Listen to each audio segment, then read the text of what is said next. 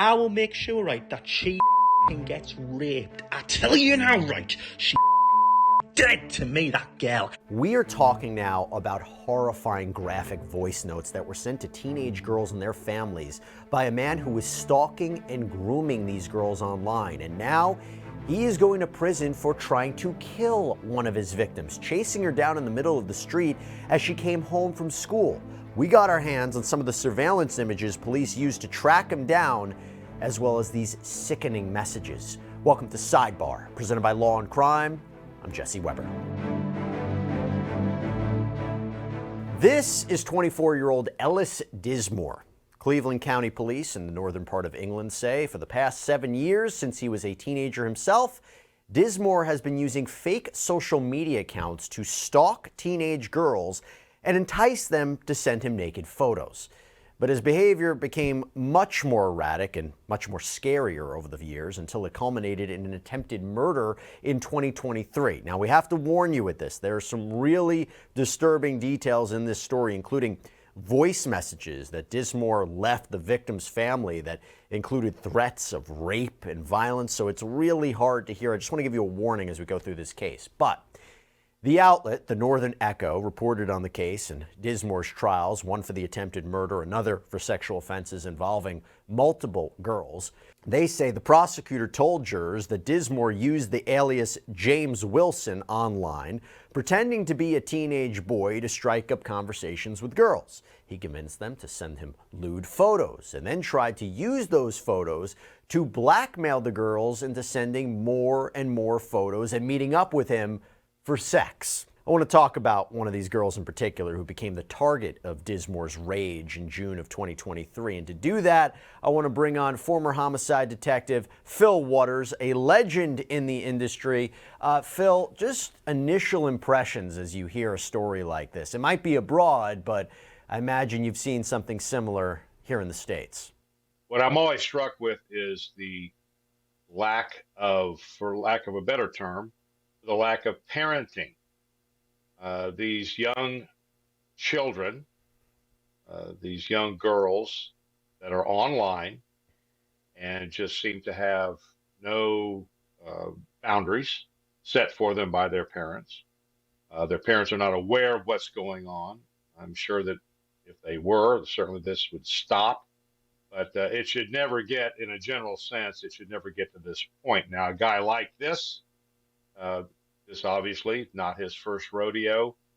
He has made a career out of stalking these young girls and then getting them to do things that they would not normally do, certainly, by blackmailing them and threatening them.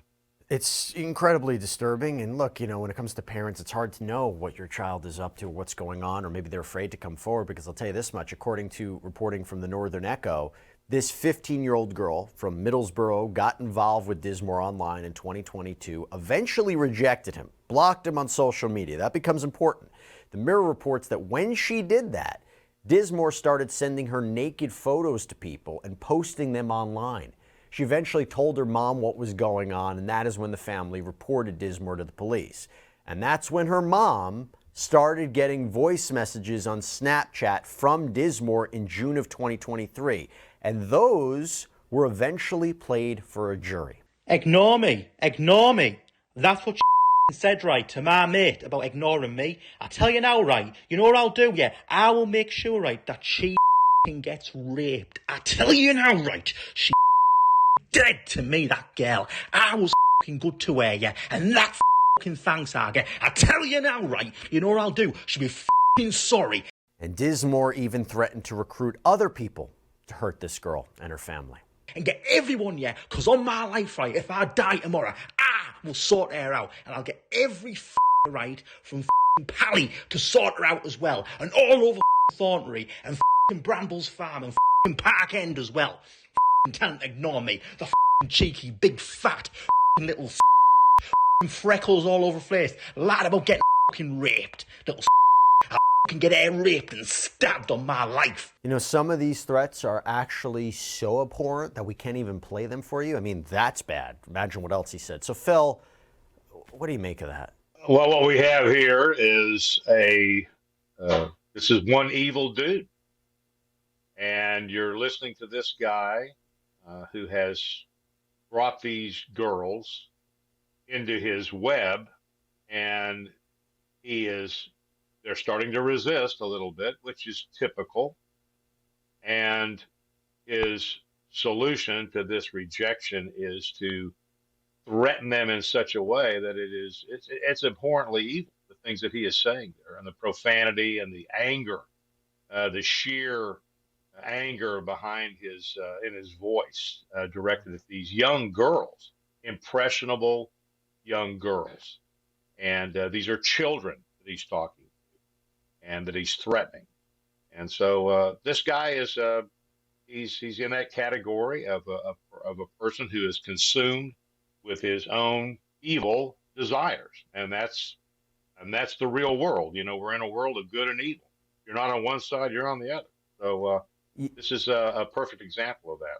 By the way, what do sidebar stories like this prove? That the world is just incredibly scary and unpredictable. And honestly, when you think about that, one of the scariest and most unpredictable things in life can be getting injured, right? What are your rights? What do you do? Well, that is why having a great lawyer matters. And that is where Morgan & Morgan, the exclusive personal injury law firm of Law&Crime, comes in. So they're a firm with over 1,000 attorneys, and that is because they win a lot. Because in the past few months, Morgan & Morgan has secured a $29 million verdict for a bicyclist in Philadelphia, a $2.7 million verdict for a car accident victim in Florida, not to mention $5.6 million for a car crash victim in Georgia after insurance offered that client $0. Even if you think your case isn't worth millions, why not start a claim and fight for what you deserve? And Morgan & Morgan makes it so simple because you can start a claim from your phone in just 8 clicks. So if you're injured, you can easily start a claim at forthepeople.com/LC-sidebar. Dismore said multiple times in the threats that he knew he could be jailed for what he's doing, for carrying out these threats. But apparently he didn't care. Take a listen. I don't even care as well if I even get in jail, yeah? Because I will happily, right, ruin her life. I will happily, yeah, put the knife straight in her heart and spin it around as all the blood pours out. I tell you now, I'll do jail time on my granddad's life. Now I'll rape her. I tell you now, I'll happily do jail time because I will sit in my jail cell and laugh every single day that I did what I did to her. Phil, you think he's laughing every day, like he said? You know, that's a good question, Jesse. A guy like this finds a way to satiate his desires, whatever setting he is in. So in some perverted way, he may very well be doing that, thinking that he somehow accomplished something here. And he's going to continue to, you know, what he's trying to accomplish here is to this threat that he throws over these girls. He is getting deep into their psyche and intimidating them, and hoping that that intimidation occurs over a long period of time, if not, you know, to no end. So he's this guy's an interesting character. He's a psychopath. I mean, clearly. And it's not just the messages, because just days after the victim's mom got those messages, Dismore attacks her daughter in the street. According to the police investigation, on Thursday, June 22nd, 2023, Dismore went to a store, bought a pack of steak knives. Remember, he was talking about stabbing her. He was seen on surveillance walking around the store, making his purchase. And from there, he gets onto a bus, headed for a neighborhood. Police placed together security camera footage from several homes and businesses to follow his route.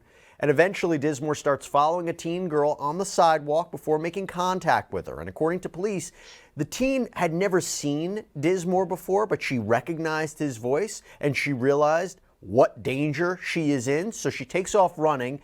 He's following, chasing her from close behind. A passerby's dashboard camera captures the moment that Dismore reaches out with a knife, stabs the girl. The driver of the car pulled over, started screaming at Dismore to stop, rescues this girl from what could have been a brutal murder. And according to police, she had multiple stab wounds to her back and chest, but she survived. Phil, you know, I don't even know what you want to talk about first. The fact that this is a guy who carried out on the threats, or B, again, didn't seem to care, because don't you know that in today's day and age, you leave a digital footprint, especially in a place like this where there's cameras everywhere. didn't seem to care.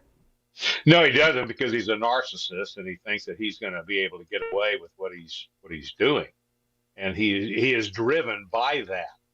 And just the brazen going to this girl's home, waiting for her to get off the bus. Oh my gosh! And then unfortunately, you've got somebody there with a dash cam who captures most of this, if not all of it, and then gets out and puts themselves in harm's way to save this young girl. So I'm not surprised at all about his conduct, given what we know about him, and the way this builds up to this point in time. And like I said before, the guy, there's a difference between a sociopath and a psychopath. A sociopath does something that they think they're justified in doing, and a psychopath commits a sociopathic act and enjoys what they're doing. This guy clearly is a psychopath, at least in my definition of those particular types of individuals. And when investigators started looking into him and this attempted murder, they found out about other teen girls he had targeted online, brought the total number of victims to at least 9. He was convicted of more than a dozen charges in those 2 trials, including stalking, causing fear of violence or serious harm and distress, causing a child to watch a sexual act, and attempted murder. The stabbing victim herself spoke during the sentencing, telling Judge Timothy Steed about the terror that Dismore caused her, saying, "My mother received some voice notes. They were terrifying, threatening to kill me by stabbing me through the heart. Things were getting worse for me, but the worst was yet to come. Ellis Dismore tried to kill me. I was chased and stabbed on my way home from school. The attack was horrific. I felt like I was going to be killed in broad daylight. I ran for my life, but luckily someone stopped their car and let me in. If not for her, Ellis Dismore would have killed me." So Judge Steed sentenced Dismore to a total of 43 years, so 38 years in prison, followed by 5 years of probation. The judge told the convicted predator that her life was in peril cannot be doubted, and it is the enormous credit to a member of the public that she came to the rescue, shouted at you, and momentarily caused you to pause and allow your victim to get partially into her rescuer's car. I have no doubt that if it hadn't been for the actions of that woman, this would very likely have been an offense of murder, which you had intended. Dismore was labeled as a dangerous offender, in part because of those vile messages he sent. He's going to be on the sex offender registry for the UK for the rest of his life.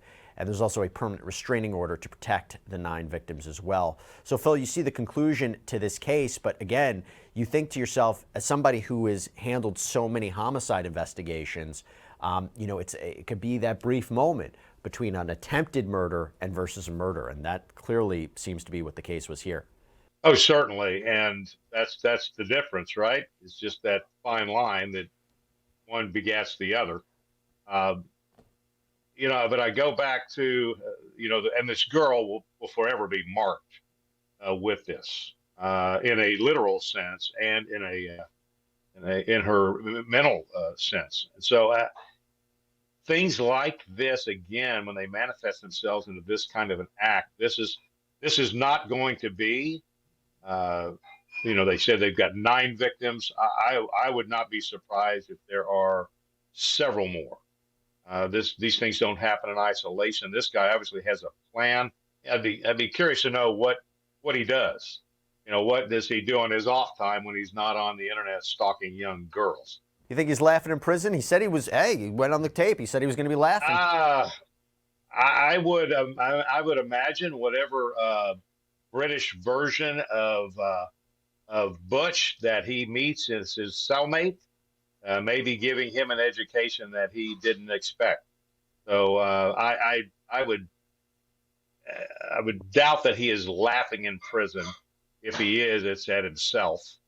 I think that this guy he's not unique. I guess that's the more scary part of this, right? He's not unique. There's a lot of guys like him out there, and he is just one of those that moves forward beyond just the stalking on the internet and commits an act of violence upon a person. Just another really insane case and chilling case about children as victims and the need to protect them, my gosh. Well, at least he's behind bars and seemingly can't hurt anybody on the outside. But Fil Waters, thanks so much for coming on. Appreciate you taking the time, sir.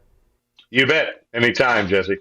All right, everybody, that is all we have for you right now here on Sidebar. Thank you for joining us on what was a very difficult episode. We'd really, really appreciate it, as always. And please subscribe on Apple Podcasts, Spotify, YouTube, wherever you get your podcasts. I'm Jesse Weber. I'll speak to you next time.